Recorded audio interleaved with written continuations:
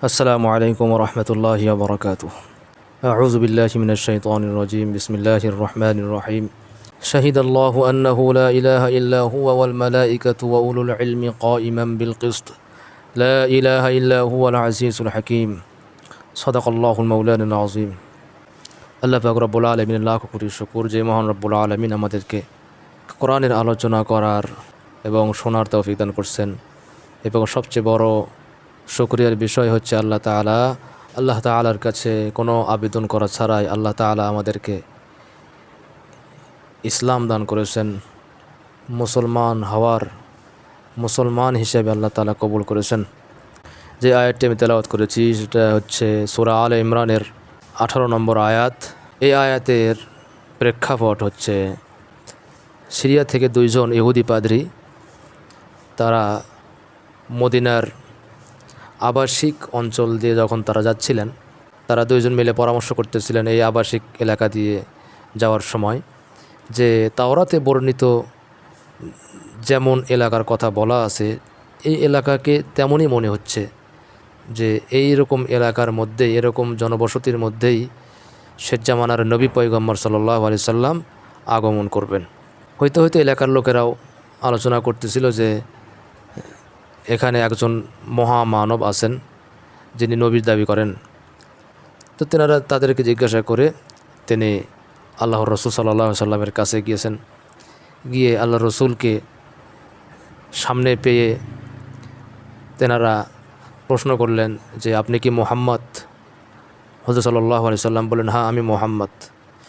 তারা আবার জিজ্ঞাসা করলেন যে আপনি কি আহমদ? তিনি আবার তাদের উত্তর দিলেন, হ্যাঁ আমি আহমদ।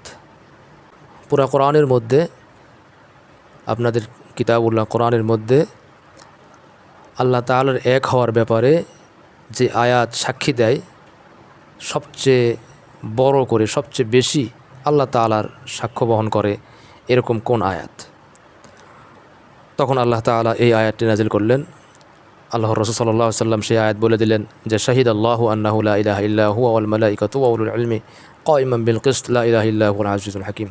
এই আয়াতের অর্থ হচ্ছে আল্লাহ তাআলা নিজে স্বয়ং তিনি তেনার ব্যাপারে সাক্ষ্য দিচ্ছেন যে আল্লাহ তিনি যিনি ছাড়া কোনো ইলাহ নাই, কোনো উপাস্য নাই। শাহিদাল্লাহু আন্নাহু লা ইলাহা ইল্লা হুয়া। আল্লাহ তাআলাই নিজের ব্যাপারে সাক্ষী দিচ্ছেন যে আল্লাহ তাআলা এক, তিনি ছাড়া কোনো উপাস্য নাই যে তার কোনো ইবাদত করা যাবে, ইবাদত করা হবে। আল্লাহ তাআলার সমস্ত ফেরেশতাগণ ওয়াল মালাইকাতু সমস্ত ফেরেশতাগণ এই সাক্ষ্য দেন যে অবশ্যই আল্লাহ তাআলা এক। তারপরে ওয়া উলুল ইলমি কাইমান বিল কিসত।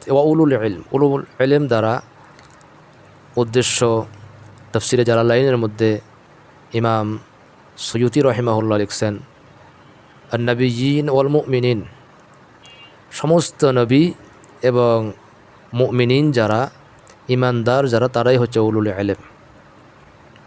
তারাও যারা ঈমানদার হয়, যারা মুমিন আল্লাহ তাআলাকে বিশ্বাস করে, তারা সকলেই আল্লাহ তাআলাকে এক হিসাবেই তারা মেনে নেয়, স্বীকৃতি দেয়। এখন কথা হচ্ছে ইহুদি তারা দুইজন আল্লাহর রসুলের এই আয়াত তার মুখ থেকে শুনে তারা ঈমান গ্রহণ করেছেন। আলহামদুলিল্লাহ, সুবহানাল্লাহ, ঈমান গ্রহণ করেছেন।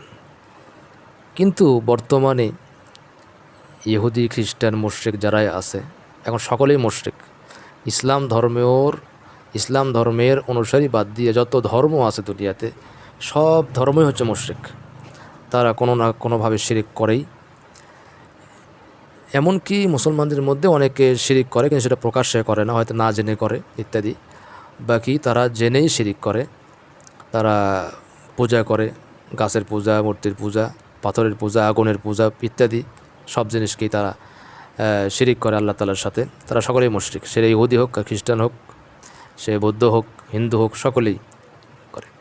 বাকি এই আয়াত শুনে ইহুদি পণ্ডিতেরা যখন মুসলমান হয়ে গেল, তাহলে এদের কি সমস্যা যে ইসলাম তারা মানতে চায় না, আরও বিভিন্ন দলিলাদিল্লার মাধ্যমে প্রমাণ দেওয়ার চেষ্টা করে। আসলে ওগুলো তো প্রমাণই না, ভিত্তিই নাই, ওই ধর্মগ্রন্থগুলোর ভিত্তিই নাই।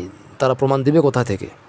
কোরআনই একমাত্র সত্য, কারণ এই কোরআন নিয়ে সব যুগেই রাসূল সাল্লাল্লাহু আলাইহি ওয়াসাল্লামের উপর অবতীর্ণ হওয়ার কাল থেকে নিয়ে আজ পর্যন্ত আয়াতগুলো কোরআনের মধ্যে বিদ্যমান আছে, যেই আয়াতগুলা সমস্ত ধর্মকে, সমস্ত পণ্ডিতদেরকে চ্যালেঞ্জ করা হয়েছে যে কোরআনের মতো আরেকটা কোরআন বানিয়ে দেখাও। যদি কোরআন রাসূলের দ্বারা যদি রচিত হয়, রাসূল সাল্লাল্লাহু আলাইহি ওয়াসাল্লাম যদি বানিয়ে থাকেন, একজন মানুষ যদি বানান, তাহলে তোমরাও বানাতে পারবে।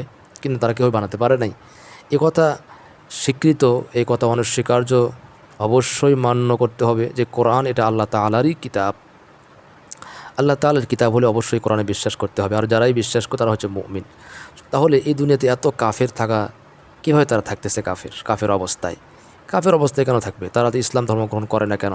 আমরা চাই সকলেই ঈমান আনয়ন করুক, সকলেই জান্নাতের অধিবাসী হয়ে যাক, সকলে জান্নাতি হয়ে যায়। এটা আমাদের মুসলমানদের কাম্য, এটা আমাদের কামনা, এটা আমাদের চাওয়া, এটা আমাদের সব। সকলেই আমরা একসাথে জান্নাতে থাকি। এই দুনিয়াতে একসাথে চলাফেরা করতেছি, একসাথে বসবাস করি, একসাথে বাজার কিনি, একসাথে একই বাজারের তরকারি বাড়িতে নিয়ে গিয়া পাকশিক করে খাওয়া হয়, কিন্তু মৃত্যুর পরে সে জাহান্নামে যাবে আর আমরা জান্নাতে যাব। এটা আসলে আমাদের আফসোস। এজন্য ভাই, যাদের কাছে ভিডিওটি যাচ্ছে তারা সকলে যেন মুমিনদের কাছে গেলে অবশ্যই এটা অন্যদের কাছে প্রচার করা, যে এক হৃদয় মর্মী, একটা হৃদয়বান মুমিনের ভাষ্য তাদের কাছে পৌঁছে দেওয়ার আহ্বান সকলকেই থাকবে। আর একটি কথা, যেখানে আল্লাহ তাআলাই দিন ইসলাম, তো এটা আসলে কারো দায় পড়ে না। দিন ইসলাম এটা এমনিতেই সমুন্নত, সুউচ্চ। এটা আপনি মুমিন হন আর না হন, আপনি মুমিন, আপনি ইসলাম গ্রহণ করেন আর না করেন, ইসলামের কোনো যায় আসে না, আল্লাহ তাআলার কোনো যায় আসে না। যেখানে আল্লাহ তাআলা নিজেই নিজের এক হওয়ার জন্য সাক্ষী দিয়েছেন, দাবি করেন যে আমি এক, তিনি সেই দাবি তার জন্য খুশি হওয়ার সর্বোচ্চ। অন্যজন ঈমান আনলো আর না আনলো এ ব্যাপারে আল্লাহ তাআলার কোনো পরোয়া নেই। ঈমান আনছে, বাস আল্লাহ তাআলা তাকে জান্নাত দিয়ে দিবে, আল্লাহ তাআলা খুশি হয়ে যাবেন। বাকি ঈমান আমি আনলাম না, যদি ঈমান আনবো না, দেখি কি বলে আল্লাহ তাআলা। আপনার এই কথায় আল্লাহ তাআলার কোনো যায় আসে না, বরঞ্চ আপনি মুমিন না হয়ে আপনি নিজেকে ক্ষতিগ্রস্ত করতেছেন, আপনি নিজের উপরে জুলুম করতেছেন, কারণ আপনার মৃত্যুর পরের অবস্থাটা খুবই ভয়াবহ হবে। এই জন্য ভাই, অবশ্যই আপনি মুমিন না হন, এটা কারো যায় আসে না। কিন্তু আপনাকে একটা ভাই হিসেবে আপনাকে দাওয়াত দিই, আপনি অবশ্যই মুমিন হয়ে যান এবং চিরস্থায়ী জাহান্নামের আগুন থেকে নিরাপদে থাকেন। এটা একজন মুসলিম ভাইয়ের কামনা।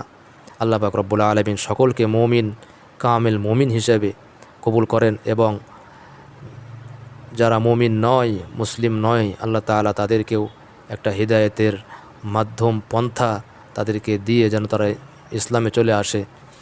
এই কামনায়, এই আশায় আজকের আলোচনা শেষ করতেছি।